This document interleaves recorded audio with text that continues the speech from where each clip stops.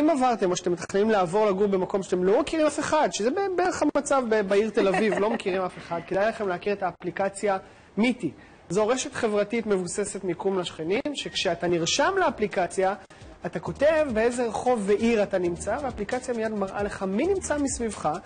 זה בעצם לשכנים, אתה יודע, ככה אפשר למצוא בקלות בייביסיטר, חברים לשולחן פוקר, או אפילו, את יודעת, כוס סוכר, או להכיר את השכנה היפה שמעולם לא ידעת את שמה.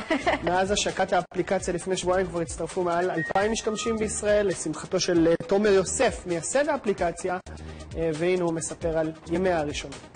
בתקופת העידן המודרני, אתה פחות מחובר כמו שהיית עם השכנים שלך לפני 20-30 שנה. אנחנו רואים אנשים שמציעים לאנשים אחרים לטייל עם הכלב שלהם, ואנחנו רואים אנשים אחרים שמציעים שירותי קוסמטיקה, והמטרה שלנו בסופו של דבר זה כן, ליצור אינטראקציה טובה יותר עם השכנים שלך. כן, אז אם כבר חוזרים להיות שכנים, הם לקראת הסכם גיוס ראשוני בגובה של $1.5 מיליון. החברה האמריקאית מאחל להם בהצלחה וגם מזל טוב.